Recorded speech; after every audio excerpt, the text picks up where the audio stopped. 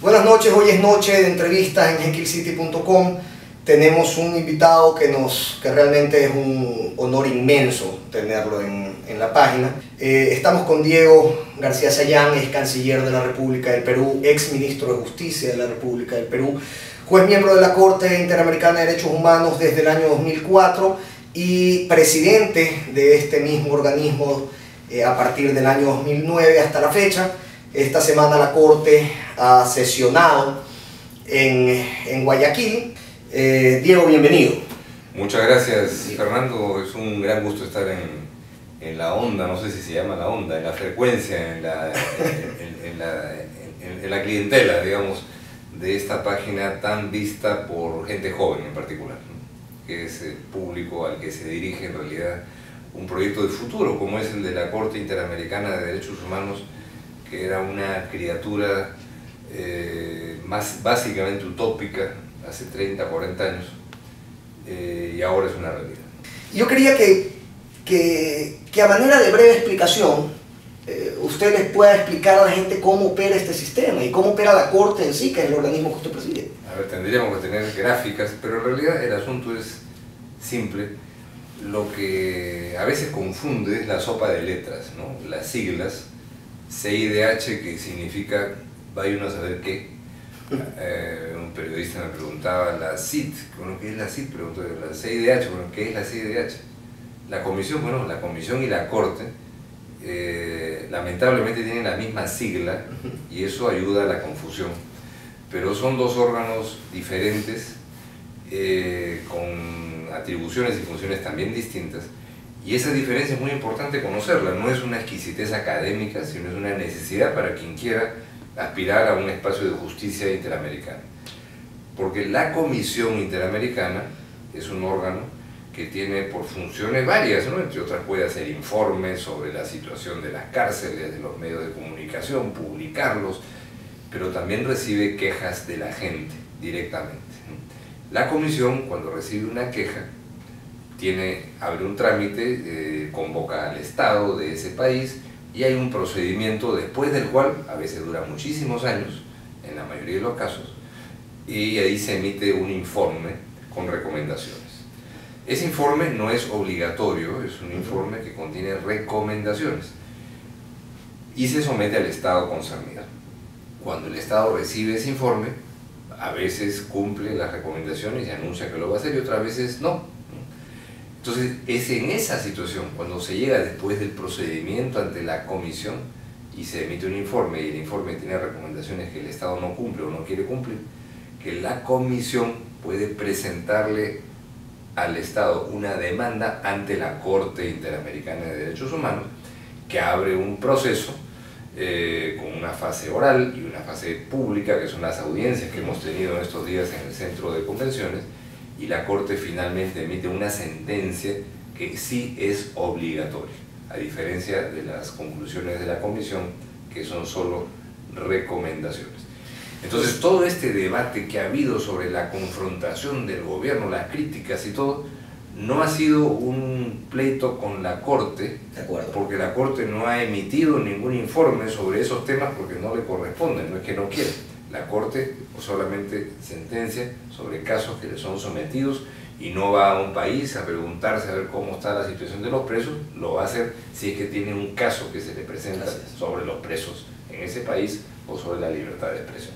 Dentro de los planteamientos que se están haciendo, que varios líderes regionales están haciendo, para de alguna manera refaccionar las estructuras supranacionales del sistema interamericano, ¿qué posibilidades tiene la Corte de subsistir si es que se dan estos cambios? Es decir, se habla de una nueva unidad regional que supere a la OEA o que refaccione de alguna manera a la OEA, y eso daría una cola que afectaría al sistema interamericano, ¿no? Mira, todas las cosas que hay son resultado de un proceso, ¿no? La Comisión y la Corte. La Comisión está en Washington porque originalmente, cuando fue inventada en la década del 50, la OEA era, con su sede en Washington, casi todo, no había más, el sistema interamericano de derechos humanos no existía. y la comisión se le fue dando gradualmente nuevas funciones, ¿no? Y tiene pues a veces roces con los gobiernos, porque en esos informes que emite, que no son casos, ¿no? Saca conclusiones que a veces a los gobiernos les molestan y consideran que se han excedido la comisión, y ahí es parte de la situación de tensión que a veces se produce. La Corte tiene su sede en Costa Rica y, como lo has dicho en tu pregunta, los Estados Unidos y Canadá no han reconocido todavía la competencia contenciosa de la Corte Interamericana. De manera que cuando hay esta crítica, ¿por qué en Estados Unidos? Bueno, eso se refiere a la comisión. Y yo francamente creo que más allá de las opiniones que uno pueda tener sobre una crítica u otra, yo creo que en un desarrollo democrático de las instituciones no hay que tener temor de que se debata si algo debe ser materia de una reforma o de un cambio, si es que las cosas pueden o no mejorarse. Si alguien plantea una tesis que no comparto, yo puedo discutir con quien plantea esa tesis. Lo importante es dos cosas: que si se piensa en un proceso de reformas, se haga siguiendo los cauces institucionales, se sigan los procedimientos adecuados para hacer una reforma, consultas con todos los estados y consensos adecuados para ello, y que se haga con un propósito de reforzar las capacidades para proteger los derechos humanos y no para neutralizar o anular estos órganos. Eso en cuanto a las reformas del sistema, que te insisto, a mí no me quita el sueño que se hable de cambios, porque nada es perfecto. Estos diseños que se hicieron de la comisión en su momento y de la Corte un poco después, se hicieron hace ya varias décadas y la realidad se ha cambiado, y hacer algunos cambios no es mala idea. La cosa es qué se cambia y con qué procedimiento. En paralelo, la idea de pensar en otra organización es algo que es también, como cualquier idea, en principio legítima.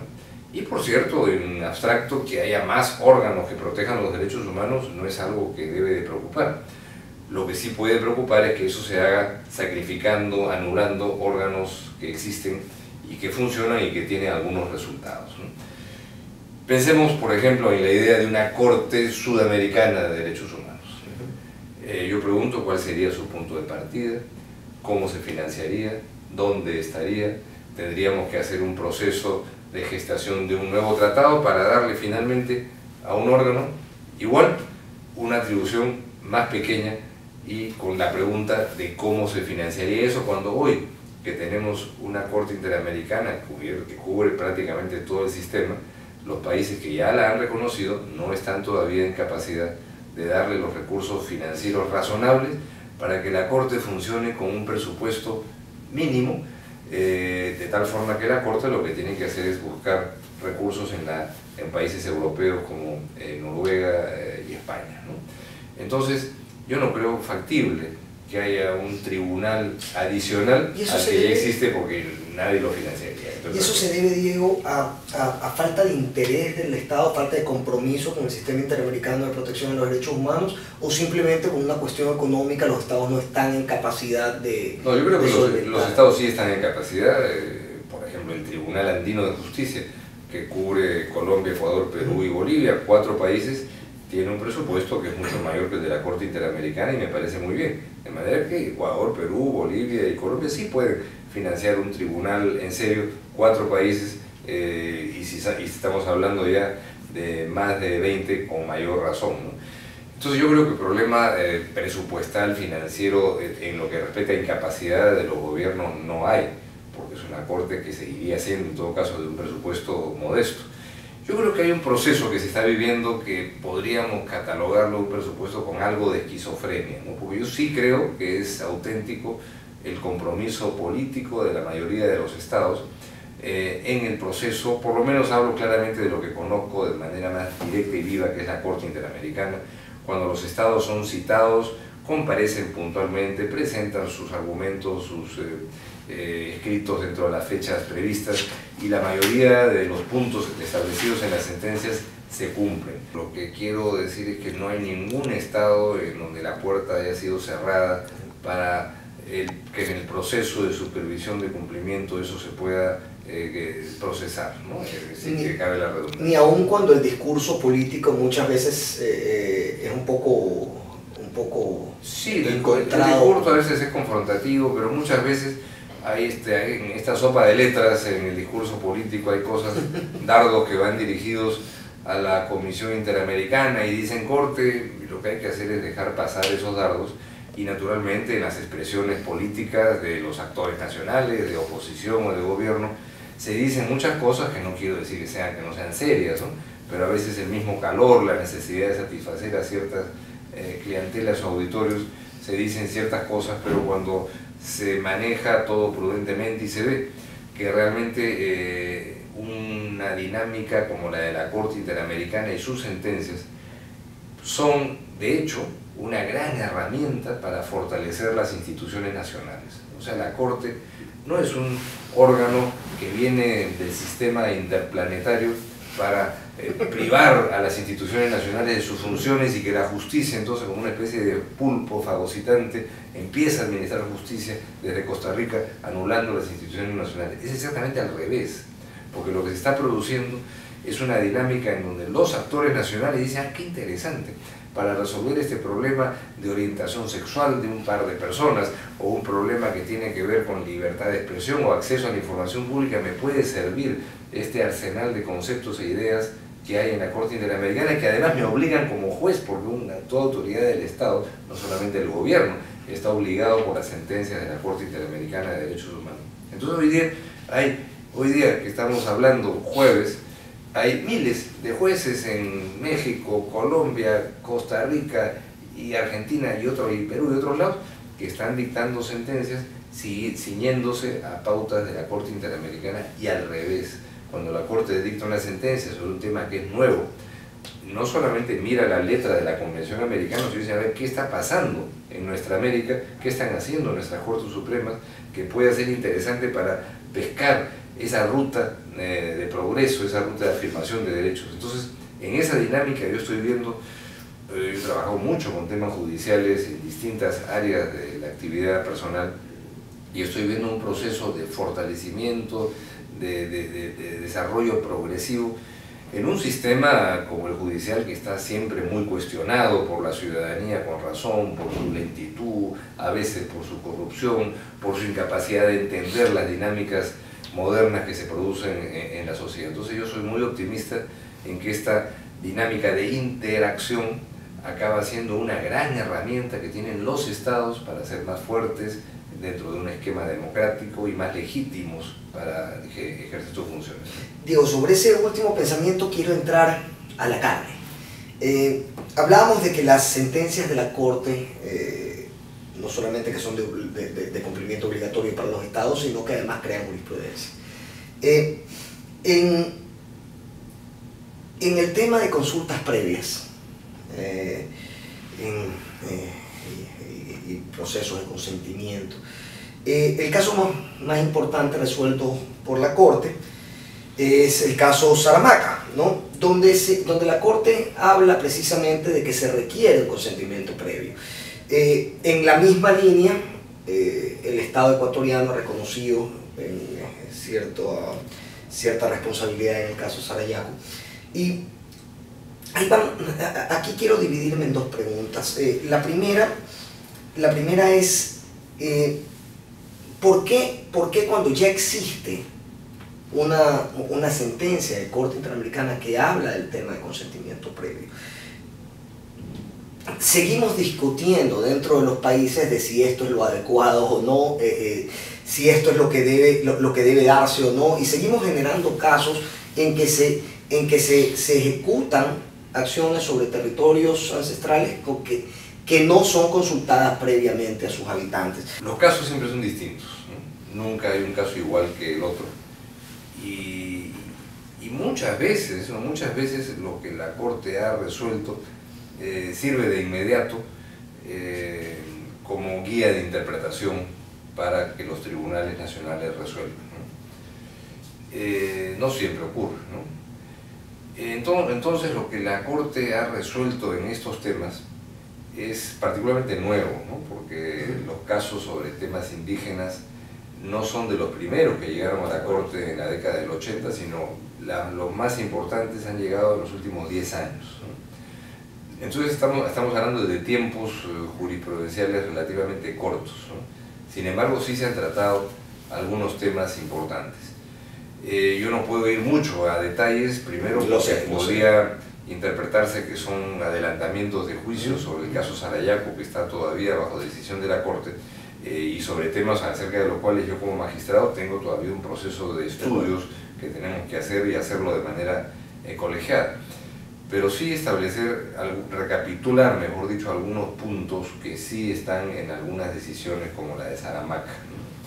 En donde de hecho el consentimiento previo, libre e informado está incorporado como un ingrediente, reconociendo el derecho del Estado de poder procesar concesiones y contratos de inversión por la dinámica de la propiedad estatal de los recursos naturales, ¿no? Dentro de un proceso en donde se enfatiza la participación de la gente y se enfatiza los beneficios que pueden obtener en el plano económico, de infraestructura y otra naturaleza. Eso naturalmente no es una varita mágica ni una herramienta que resuelve todos los casos, y de hecho el caso Sarayaku es distinto y tiene una serie de particularidades que hay que estudiar con mucho detalle y detenimiento, y escuchar también las opiniones de las partes, principalmente eso, de manera que habrá que ver qué cosa es lo que sale, ¿no? Diego, y la segunda parte de esta pregunta es, iba por el camino de la obligación de respetar y hacer respetar los derechos humanos es primordialmente de los estados.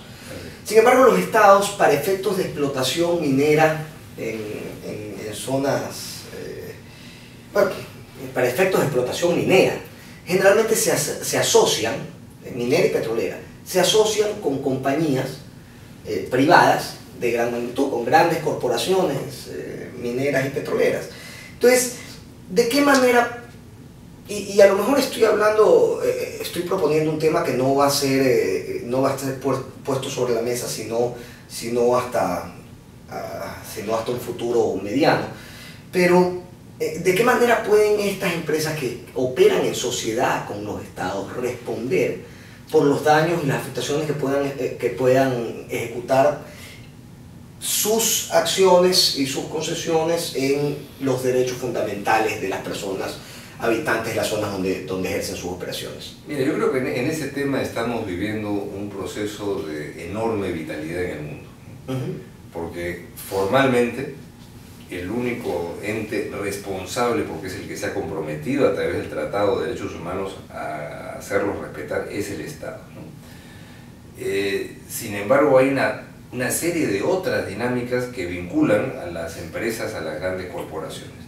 Primero, porque muchas veces es el Estado, por lo general o siempre, que da las concesiones para que las empresas puedan operar en la exploración minera, petrolera o la explotación forestal. El establecimiento de compañías mixtas, ¿no? Así es, ¿no? Entonces, de manera que ahí se asocia a lo que es obviamente una responsabilidad estatal indiscutiblemente, ¿no? Sin embargo, en el proceso de la globalización de los valores de los derechos humanos han empezado a ocurrir una serie de cosas muy interesantes. Por ejemplo, el Fondo de Pensiones de Noruega es uno de los fondos de pensiones más grandes del mundo, porque ha habido un proceso de acumulación de recursos bastante importante por el precio del petróleo en uno de los pocos países europeos que es un gran exportador de petróleo, que es Noruega. De manera que ese fondo de pensiones hoy día significa más o menos el 2 al 3% del movimiento diario de todas las bolsas de valores del mundo juntas. Ese comité de pensiones tiene un comité de ética. El comité de ética lo que hace es recomendarle al fondo de pensiones, que invierte en más de 6.000, 8.000 empresas, en qué empresa no debe de invertir, porque son empresas que violan derechos de la gente, o explotan trabajo infantil, o explotan el trabajo de la mujer, o dañan el medio ambiente, o producen insumos para armamento nuclear.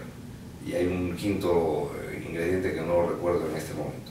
Entonces, este comité publica anualmente la lista negra de 40 a 50 corporaciones, muchas de las cuales invierten en nuestros países latinoamericanos, y dice ahí no hay que meter dinero porque producen insumos para el armamento nuclear. La empresa Boeing, por ejemplo, está en la lista negra, u otras que pueden... Boeing, la fabricante de aviones. De aviones, o Walmart, que ahora ha pasado a la noticia por lo que está ocurriendo en México, por conflictos laborales en México precisamente. Y lo interesante es que esta gente del Comité de Ética tiene entre sus fuentes de consulta para tomar esas decisiones las sentencias de la Corte Interamericana de Derechos Humanos. Ah, qué interesante. Entonces, estas sentencias tienen un efecto para una dinámica en donde hoy día, dentro de normas y principios que hay en Naciones Unidas, las corporaciones transnacionales, y a veces por la propia dinámica que le obliga su relación constructiva con accionistas, ha incorporado crecientemente el discurso de los derechos humanos, de manera que yo creo que estamos viviendo un proceso de transición, ¿no?, de una ortodoxia que es la que todavía vivimos, que solo el Estado, hacia un resultado que en este momento es muy difícil saber cuál va a ser, pero que indudablemente va, creo yo, a equilibrar un contexto en donde a veces las dinámicas de poder en el mundo hacen que una empresa transnacional pueda ser mucho más importante y poderosa que varios estados juntos. Y podría hacer más daño, además, ¿no? Por supuesto. Entonces estos mecanismos de control, que son a veces de autocontrol, como esto que estoy mencionando del ejemplo de los noruegos, que me parece interesante, es algo que me parece muy importante. El Pacto Global de Naciones Unidas es un acuerdo promovido por la Secretaría General para comprometer a las corporaciones transnacionales que voluntariamente quieran ser parte de ese pacto, entre otras cosas, a respetar el medio ambiente y los derechos humanos. De manera que el tema ya está, ya llegó, ya se instaló. Lo que no tenemos es claro cómo va a aparecer la película al final. Digo, usted fue canciller peruano del gobierno de Toledo, si no me equivoco, ¿no es cierto? Es decir, ha estado del lado del Estado. Así es, así es. Y el primer país que pisé como canciller en funciones a los pocos días fue precisamente el Ecuador, y empezando por Guayaquil, de manera que estoy aquí. ¿Ah, sí? Sí, 11 años después, pero en otra función, bueno, he regresado a Guayaquil miles de veces. Bueno, ¿cómo se vive todo el sistema desde el Estado? El Estado, que siempre es como el acusado, que siempre está como en la mira de todo no solamente de sus propios ciudadanos, que de alguna manera son quienes llevan sus casos ante la Comisión para luego acusar a sus estados frente a la Corte, sino también del sistema interamericano, claro. Un sistema que regula y mira, son dos, varios aspectos, pero hay dos que se me vienen a la mente como para responder a tu pregunta, ¿no? El primero, el horror de una maquinaria que es básicamente lenta, en donde la urgencia de estar activamente presentes ante una demanda o una queja, de poder responder con prontitud y con todos los elementos de información, genera muchas frustraciones, ¿no? Y muchas veces no hay los recursos para pagar el pasaje de alguien que pueda ir a ver qué dice el expediente y cosas de esa naturaleza. Pero eso es más bien formal, procesal. El otro aspecto es un aspecto más de fondo, ¿no?, porque es un aspecto que tiene que ver con la esencia del Estado, es su continuidad. El Estado que firma un tratado cuando el Perú y Ecuador hicieron su acuerdo de paz en 1998, los dos presidentes que firmaron, en el caso del Perú, está condenado a 25 años por delitos de lesa humanidad, pero el Estado peruano firmó felizmente, válidamente ese tratado que fue tan importante, porque hay una continuidad que el Estado peruano... Y el nuestro está prófugo. Y el Estado ecuatoriano también. Entonces, si entráramos a esas coyunturas, todo sería realmente un desastre, ¿no? Entonces, cuando estamos hablando de derechos humanos, es una situación que tiene alguna semejanza, porque lo que ocurre por lo general es que los gobiernos del presente tienen que defender a su Estado por hechos de los cuales no son directamente responsables y no tienen nada que ver, o de pronto estaban en la oposición de ese gobierno que hoy día está siendo acusado, ¿no? Entonces, eso genera a veces mucha incomprensión, ¿no?, en sectores estatales. ¿Qué tenemos que ver con ese lío que pasó hace 10 años y nosotros estábamos en contra de ese gobierno que hizo tal o cual cosa? Entonces, ahí hay un elemento que requiere, pues, madurez cívica, conciencia de que el Estado es uno solo y de que sus obligaciones se proyectan en el tiempo y las responsabilidades también, ¿no? Y ese es un elemento muy importante. Digo, ¿fue sentenciado Perú mientras usted estaba a cargo de la Cancillería? Sí, claro, varias veces. ¿En qué casos? Bueno, yo estaba en el Ministerio de Justicia, en uno de los casos más importantes que sentenció la Corte Interamericana. Yo no tenía idea de que iba a ser juez de la Corte años después. Bueno, Ipcher 1, Ipcher ya había sido en el gobierno de Fujimori, el caso de Barrios Altos, ¿no? Claro, Barrios Altos. Que es un caso en el que lo que estaba de por medio era una llamada así por la Corte Interamericana, autoamnistía que dictó Fujimori para proteger, según la Corte señaló, a la gente que había cometido varias atrocidades en la década del 90. Y esa sentencia llegó, constitucional también. Llegó, y lo que se hizo con esa sentencia es en el mismo día remitirla a la Corte Suprema, que hizo lo que tenía que haber hecho una Corte Suprema ya en un proceso de recuperación democrática, era distribuirla a todos los jueces y decirle ahora esos casos que se cerraron por esa amnistía que ha sido expulsada del ordenamiento jurídico porque así lo ha resuelto la Corte Interamericana, queda sin efecto y se reabren los procesos penales. Pero ¿qué pasa con los estados incumplidores? Es decir, a falta de una especie de una suerte de policía internacional que obligue a cumplir la sentencia de la Corte. ¿Qué pasa cuando el Estado simplemente se niega a cumplir? Mira, yo creo que este sistema se basa mucho en los compromisos no solo jurídicos, sino políticos, ¿no? En la medida en que un tribunal que no tiene pues efectivamente poder de policía, y si una sentencia de un juez nacional para hacer un desalojo por una ocupación indebida de un terreno, al final si el ocupante no quiere irse, viene la policía y lo saca, ¿no? En el caso de la Corte Interamericana, ese poder de policía no existe y tiene que ver básicamente con una dinámica en el que en el contexto internacional y regional es lo que corresponde hacer.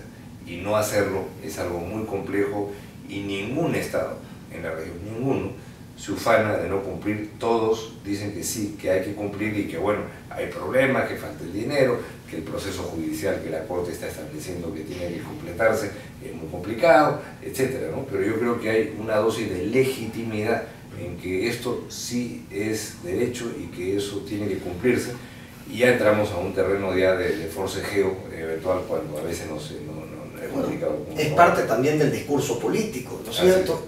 ¿Cuál es la relación entre los sistemas que operan dentro del sistema interamericano y la política? Bueno, la asepsia total no existe, porque creo yo que lo que sí puede y debe tener un tribunal es imparcialidad política total, ¿no? Pero no la asepsia en el sentido de que a mí no me importan los efectos políticos. Claro que importan, porque si un tribunal va a dictar una sentencia, que si uno ve el contexto particular de una situación X, ¿no?, va a producir un desbarajuste político en esa sociedad, ¿no? Ahí se está cometiendo un error, ¿no? Porque un tribunal tiene que fallar con acuerdo a derecho, pero siempre el derecho permite varias interpretaciones. Si no, no habría tantos abogados, habría muchos menos abogados o todo se procesaría a través de una computadora. Entonces, cuando hay opción A, opción B y opción C que están dentro del marco de las opciones válidas dentro del derecho, es muy importante escoger si es que hay alguna que tiene un riesgo de generar ciertos efectos sociales y políticos que generan un problema mayor que el que se quiere resolver. Esa es una mala solución. Entonces, esto es un ingrediente de análisis complementario, jamás de una política partidaria, ideologizada o de tomar posición, pero sí de tomar en cuenta, creo yo, los efectos que esto puede generar en la sociedad como un ingrediente para que la justicia no sea jamás una herramienta de generación de crisis, sino un arma para la paz y para la cohesión. Y para el servicio ciudadano, para la protección de los derechos fundamentales. Y ahí hay algo que yo quería preguntarle, y con esto vamos a ir cerrando porque estamos muy cortos de tiempo. Digo, estas críticas desde el oficialismo o desde cualquier vertiente de opinión pública se filtran, llegan a la discusión de calle del ciudadano de a pie. ¿Y qué sucede? La Corte, tanto la Corte como el Estado, tienen el deber de proteger a ese ciudadano de a pie. Pero ese ciudadano de a pie no conoce cómo opera la Corte, no conoce cómo opera el Estado. Hay un universo entre la Corte Interamericana de Derechos Humanos, entre la Comisión Interamericana de Derechos Humanos y las personas que caminan por las aceras de nuestras más grandes ciudades en Latinoamérica. Un universo. Nadie sabe que existe. Entonces, ¿de qué manera podemos nosotros acercar todo este sistema interamericano dedicado a la protección de precisamente el ciudadano a pie a esa persona protegida, para que esta persona protegida lo abrace, lo vuelva suyo y lo cree, digamos, crea en él como su causa propia? Mira, este es un proceso complicado porque no deja de ser siempre un espacio medio especializado. La cosa internacional tiene una jerga particular para empezar, pero yo sí creo que hay una evolución muy importante, porque cuando hemos tenido estas audiencias públicas aquí en el Centro de Convenciones de Guayaquil o hace año y medio en Quito, uno ve que hay mucha gente que se acerca, ¿no? Y ahí no se va a dar una explicación de qué es la Corte, de cómo funciona, pero la gente ve cómo es que eso funciona. Es cierto, estamos hablando al final de pocas personas, pero estamos ahora transmitiendo en vivo nuestras audiencias públicas y vamos a un registro, hay miles de personas que lo ven, ¿no? Entonces seguirá siendo todavía una minoría, ¿no?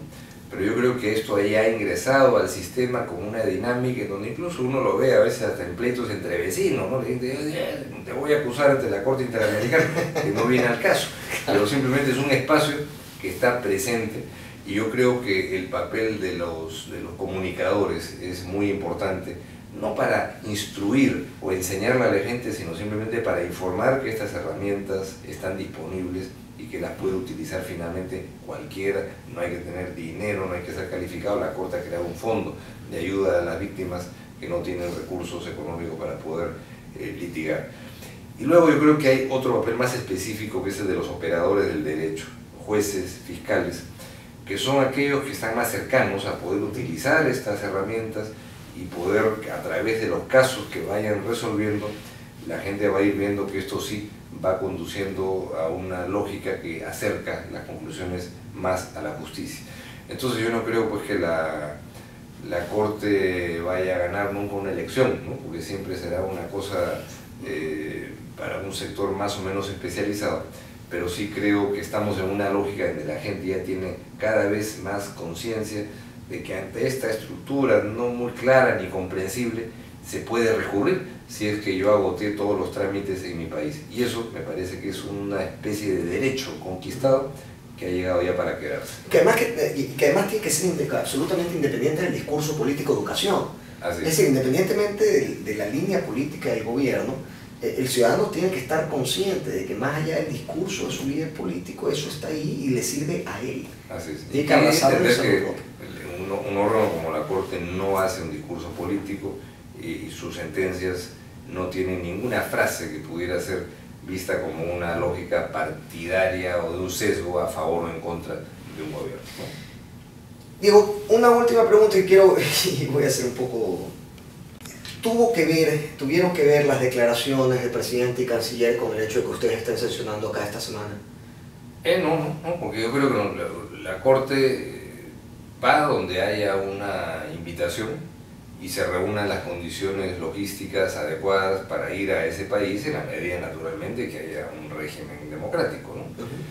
Y si viéramos cuál es el debate político que se está dando en cada país como prerequisito para encontrar un terreno absolutamente llano, de pureza absoluta, en donde no haya nada que se diga de cuestionamiento del sistema, y además en el caso del Ecuador yo no he visto en ningún momento un cuestionamiento a la Corte Interamericana. Hay comentarios y apreciaciones bien hechas o mal hechas, ese es otro asunto, a la Comisión Interamericana, pero la Corte no ha sido tocada para nada en ese proceso.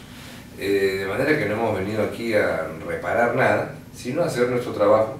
No hemos venido a explicar políticamente nada, porque no nos corresponde hablar de política, sino hacer el trabajo de la Corte y que la gente vea, cada cual sacará sus conclusiones, el sistema sirve, no sirve, son ya derechos de opinión de cualquiera. ¿Cómo hacer para que se vuelva un sistema realmente continental? Para que aquellos países que no han suscrito la competencia contenciosa la suscriban. Es un tema muy importante, ¿no? Porque algo tiene este sistema de latinoamericano y a ratos poco de interamericano.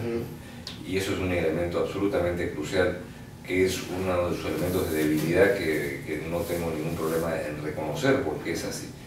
Yo creo que eso es un tema complicado. Lo que tendríamos ahora es que concentrar que países pequeños como los anglófonos del Caribe, que están mirando un poco hacia otro lado, realmente se pongan en el sistema, porque estos problemas les conciernen a ellos también, y ampliar el debate en Estados Unidos y Canadá.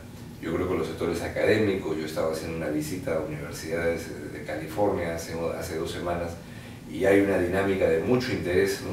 Pero indudablemente la distancia que hay entre esos sectores académicos que se interesan por la democracia y los derechos humanos y las decisiones en Washington, en el Congreso, son distancias colosales, ¿no? Entonces, no sé si esto lo veremos en el corto plazo, pero es algo por lo que hay que seguir batallando, ¿no? Diego, bueno, vamos, no he podido abarcar todas las preguntas. Usted está con una agenda muy complicada. Bueno, y gracias de nuevo, porque esta oportunidad, yo creo que si bien estos temas acaban siendo temas un poco densos, ¿no? Porque son cosas que acaban siendo temas medio abstractos, comisión, corte, yo creo que a quienes nos están escuchando, esta conversación no necesariamente le da una claridad absoluta sobre eso, pero en todo caso lo que sí puedo decir es que el sistema funciona y el sistema está hecho para la gente, y la gente no tiene que saber qué dicen los artículos, sino saber que existe un mecanismo que finalmente puede tomar decisiones firmes y obligatorias a favor de la gente. ¿Puedo hacer una pregunta más, Diego? Dale. ¿Cómo estamos caminando hacia la judicialización de los derechos económicos, sociales y culturales? ¿Qué posibilidades a mediano plazo tenemos para judicializarlos? Es un proceso más complejo, ¿no? Porque indudablemente tiene que ver a veces con políticas gubernamentales, con recursos, pero hay fragmentos que están siendo incorporados en las sentencias de la Corte y podría haber más, pero la Corte solo puede resolver con los casos que se le someten, y son pequeñísimos, pequeños casos, pocos casos que han sido sometidos sobre estos temas, pero se han incorporado elementos esenciales que tienen que ver con ciertos deberes de prevención del Estado en situaciones donde el Estado sí puede y debe de garantizar. No puede la Corte decir, bueno, que toda la gente tenga que tener vivienda y que los Estados están obligados a darle, y el que se presenta a la Corte y yo no tengo casa, que la Corte diga denle casa al señor.